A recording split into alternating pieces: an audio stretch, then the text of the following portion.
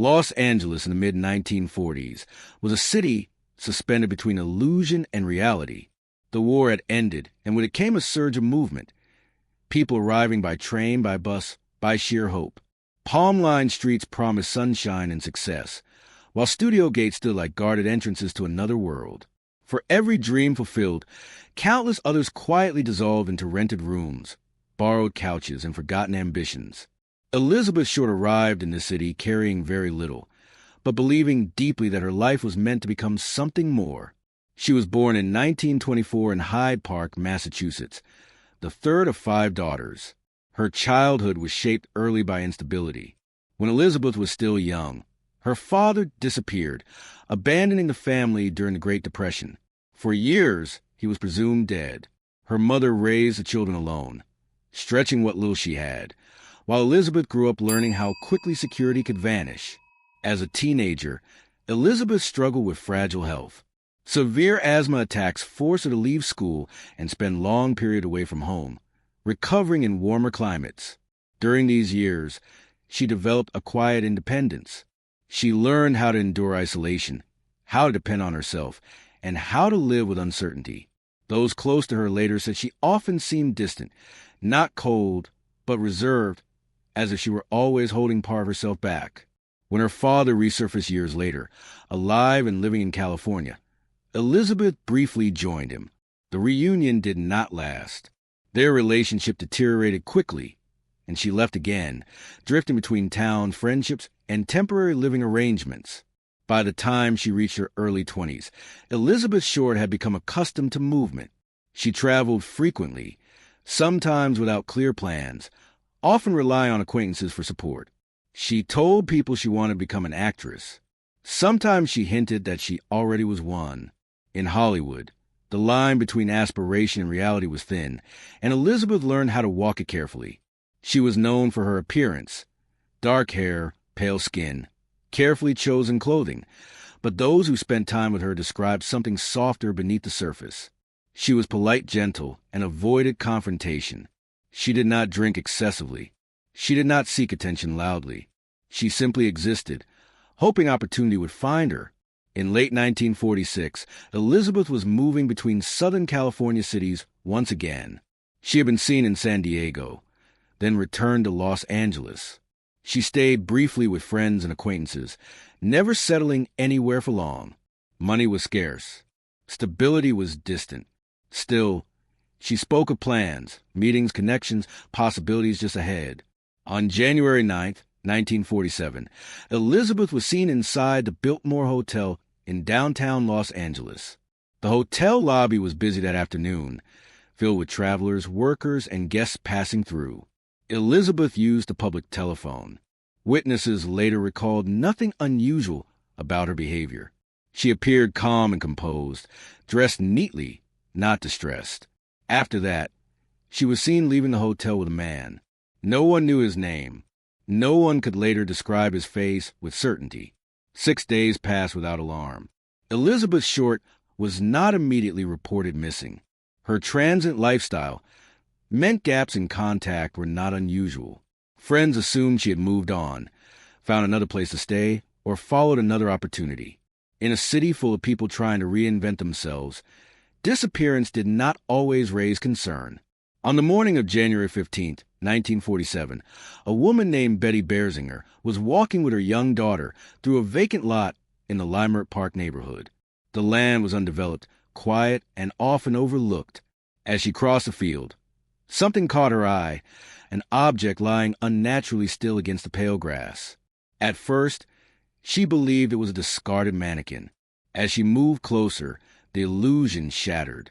What lay before her was the body of a young woman, placed deliberately in the open. The scene was shocking not only for what was present, but for what was absent. There were no signs of struggle nearby, no disturbance in the surrounding ground, no indication that the act had occurred there. Police arrived quickly, and the gravity of the situation became immediately clear. The condition of the body suggested precision, planning, and time. This was not a crime of impulse. It was controlled, deliberate, and deeply unsettling. Elizabeth Short was identified later that day through fingerprint records. Before her family could be formally notified, reporters had already begun calling them. Photographs of the scene circulated rapidly. Headlines spread across Los Angeles and beyond, transforming Elizabeth into a symbol before the investigation had even begun. A nickname appeared almost instantly: the Black Dahlia. The name clung to the case, repeated endlessly by newspapers and radio broadcasts, until it eclipsed the person behind it. Elizabeth Short became a headline, a mystery, a spectacle, her real life compressed into fragments and rumors. Behind the scenes, the Los Angeles Police Department faced growing pressure. Public attention was intense. Tips flooded in. Some callers claimed knowledge. Others claimed responsibility.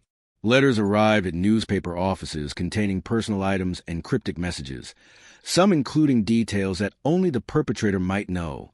Each new lead promised answers. Each one unraveled.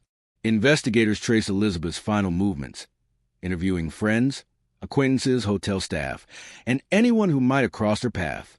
Accounts conflicted. Memories blurred. Time worked against them. Evidence degraded quickly, and the sheer volume of attention made it difficult to separate truth from invention. As weeks turned into months, the case grew colder, not quieter. Suspects emerged, faded, and re-emerged under new theories. Confessions were made, then dismissed. Files expanded, then stalled. The city moved on, but the mystery remained. Unresolved, persistent, and deeply embedded in the cultural memory of Los Angeles. Elizabeth Short's life, once defined by quiet ambition and uncertainty, became frozen in time at 22 years old, and the questions surrounding her final days would never truly leave. As detectives worked through witness statements and timelines, the case became increasingly crowded with speculation. Everyone seemed to have a theory. Everyone believed they knew something important. The sheer volume of information began to blur into noise, and within that noise, clarity became harder to reach. Investigators focused first on Elizabeth's movements in the days before she vanished. Her lifestyle, though unstable, was not reckless. She kept in touch with people. She wrote letters. She checked in. This time, something had interrupted that pattern. The Biltmore Hotel became a focal point. Staff were questioned repeatedly. Phone records were examined. Guests who had been present that afternoon were asked to recall small, ordinary details from a moment that had only become significant in hindsight. The man seen leaving with Elizabeth remained unidentified. No clear description emerged, only vague impressions that shifted with each retelling. At the same time, police explored Elizabeth's personal relationships. Contrary to many of the rumors printed in newspapers, those who knew her described her as cautious. She was friendly, but not careless. She did not openly trust strangers. She often kept emotional distance, perhaps as a form of self-protection after years of instability. Her letters offered insight into her inner world. She wrote about wanting a stable future, about longing for recognition and belonging. She did not write about fear. She did not suggest she felt threatened.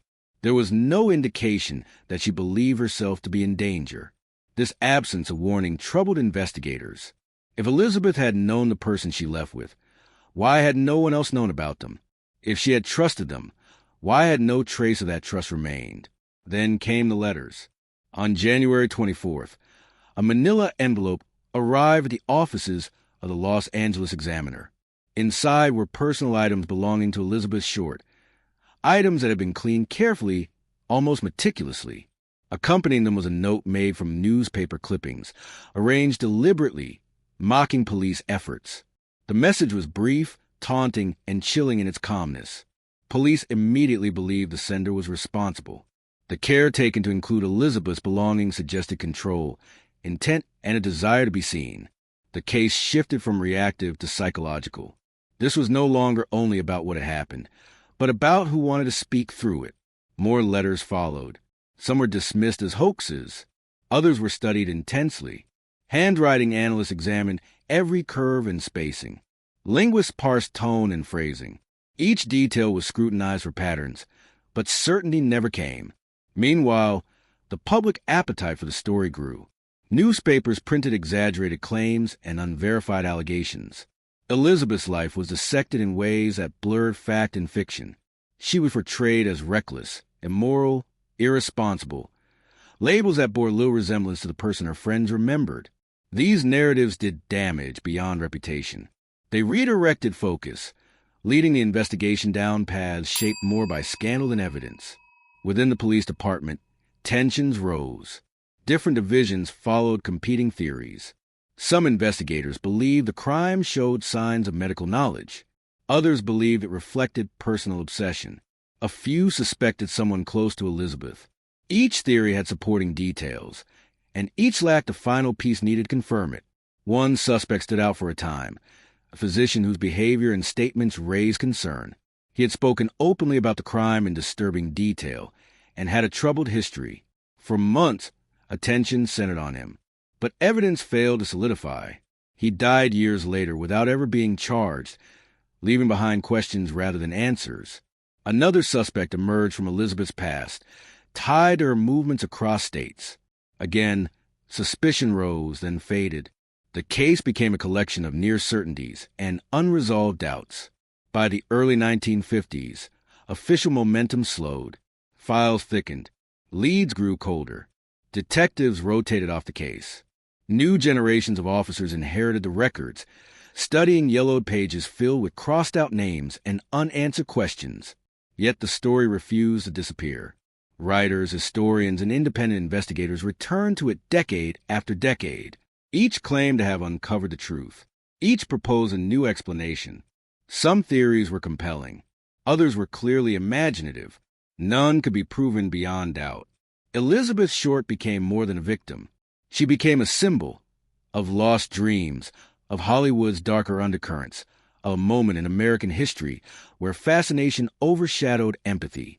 Her name, rarely spoken without the nickname attached, echoed through books, films, and endless debate. But beyond the speculation, one truth remained constant. Elizabeth Short had been a young woman navigating a difficult world, trying to build a future in a city that offered promise without protection. Her life was real. Her hopes were real. And her story did not begin or end with how it was remembered. The failure to resolve her case was not just an investigative shortcoming. It was a reminder how easily people on the margins can be lost, even when the spotlight burns brightest.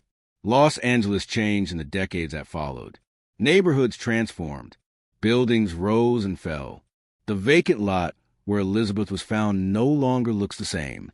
Yet the question lingers, unchanged by time. Who was responsible, and how did they vanish so completely?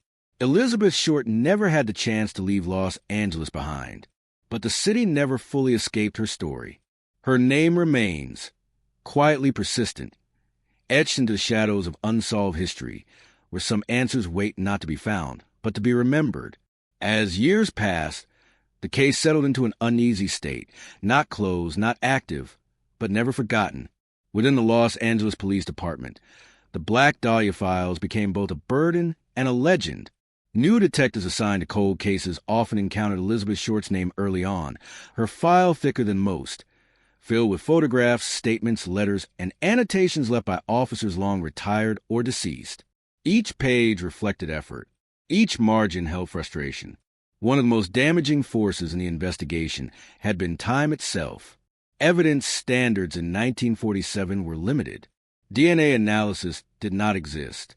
Crime scene preservation was inconsistent, especially under intense media pressure. The original scene had been compromised almost immediately by crowds and reporters. Objects were moved. Footprints were destroyed. Critical opportunities vanished within hours. The letters sent to newspapers, once considered the strongest connection to the person responsible, became unreliable over time. Some were likely authentic. Others were proven hoaxes. Distinguishing between them became nearly impossible as copycats sought attention. What had once seemed like a direct line of communication turned into a maze of deception. The media's role could not be ignored. Sensational headlines sold papers, but they also shaped public perception and investigative direction. Elizabeth Short's personal life was exaggerated, distorted, and often fabricated.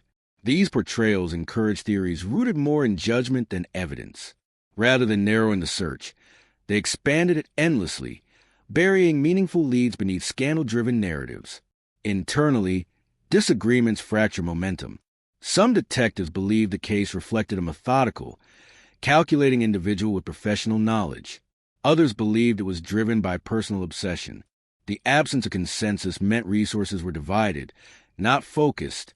Every few years, a new theory emerged. In the 1970s, renewed interest in cold cases led to fresh examinations. Old evidence was reviewed. Witness statements were reconsidered. But memories had faded, and many individuals connected to the case were no longer alive. What remained were interpretations, not confirmations. In later decades, authors claimed breakthroughs. Some pointed to prominent figures. Others suggested deeply hidden conspiracies. A few theories were supported by circumstantial detail compelling enough to spark debate, but none could withstand the burden of proof required to rewrite history. The truth remained just out of reach. What endured, however, was the human cost. Elizabeth Short had become frozen in public memory at the moment of discovery, stripped of context and complexity. Her aspirations, her kindness, her resilience, these details were often overshadowed by the spectacle surrounding her death. Yet those who had known her remembered someone far quieter than the myth suggested, someone trying to find footing in a city that rarely slowed down for anyone. In this way, the case reflects something broader than a single unresolved crime. It reveals how quickly a person can be transformed into a symbol and how easily that symbol can eclipse the individual behind it. It shows how attention can both illuminate and distort. And it reminds us that some mysteries endure not because they are unsolvable, but because the moment to solve them has passed. Los Angeles has rebuilt itself countless times since 1947. Streets have been renamed, buildings demolished, entire neighborhoods reshaped. Yet the story of Elizabeth Short remains embedded in the city's history, resurfacing whenever questions about justice, media, and memory are raised. The vacant lot where she was found no longer resembles the open field it once was. Life has moved on around it, but the silence that followed her discovery still echoes in the unanswered questions left behind. Who met her at the Biltmore Hotel? Who gained her trust in those final days? And why did they leave behind nothing solid enough to be held accountable? These questions have outlived generations. Elizabeth Short never became the actress she hoped to be. She never found the stability she searched for. Her life ended before it had the chance to fully take shape. Yet her story continues to compel attention, not because of what was taken from her, but because of what was never restored. A name, a truth, an ending. And in that absence, the Black Dahlia remains not just an unsolved case, but a lasting reminder of how fragile certainty can be, and how some stories, once broken, resist being put back together.